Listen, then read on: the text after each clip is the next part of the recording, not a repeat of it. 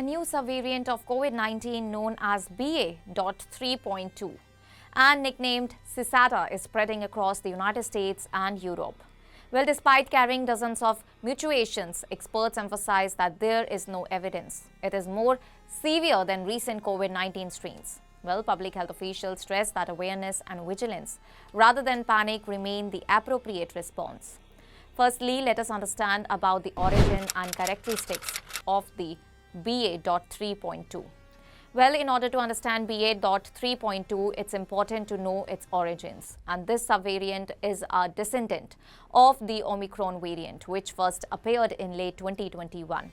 And compared with current predominant strains, BA.3.2 carries around 70 to 75 mutations in its spike protein, the part of the virus that allows it to enter human cells. Because vaccines target this spike protein and all these mutations are closely monitored. While some media have described the variant as heavily mutated, and experts note that the SARS-CoV-2 genome is nearly 30,000 base pairs long. So much a description is relative rather than alarming. Well, let us shed light on the global monitoring and the classification. Given all these changes, global health authorities are actively tracking BA.3.2. The World Health Organization has classified it as a variant under monitoring, without assigning a higher risk designation.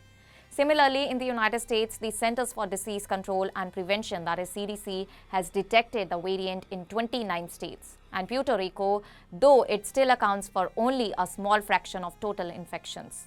Even in parts of Europe where BA.3.2 temporarily represented a significant share of sequenced cases, there was no corresponding increase in hospitalizations or severe disease.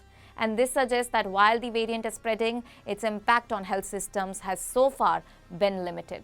Now let us understand about the transmission and symptoms of this variant.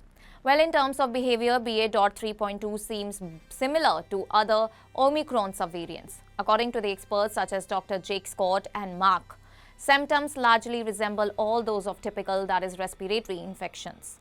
And there is no evidence that BA.3.2 causes more severe illness, hospitalization, or death. Although mutations can reduce the effectiveness of antibodies, immune memory from vaccines and prior infection continues to provide strong protection against severe outcomes, making it less likely for infections in order to result in critical illness. Now, let us shed light on the impact on children.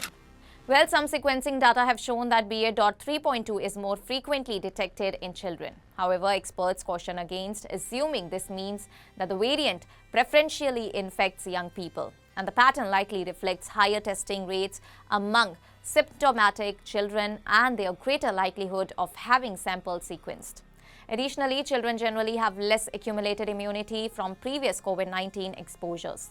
And importantly, there is no evidence that BA.3.2 causes more severe disease in pediatric cases. Well, let us understand about the vaccine effectiveness. Well, vaccine remains a crucial line of defense against BA.3.2. While the mutations may reduce protection against infection, vaccinated individuals continue to be largely protected against hospitalization and death.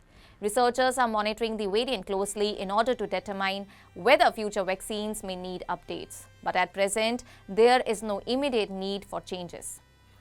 Now, let us understand about the public health guidance. And for the general public, recommended precautions remain consistent with existing guidance. Vaccination, masking in high-risk environments, and improving indoor ventilation are all the effective strategies in order to reduce transmission and severe outcomes.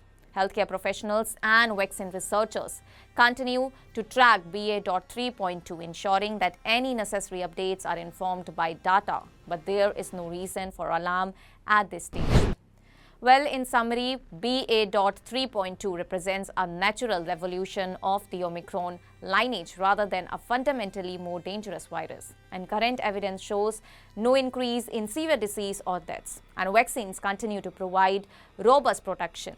And the ongoing focus remains on preventing hospitalization and protecting vulnerable populations with vigilance, vaccination, and informed public health measures as the best defenses against this emerging variant. That's all for now. Stay tuned to the Savera for more updates. Do like, comment, and subscribe to the channel.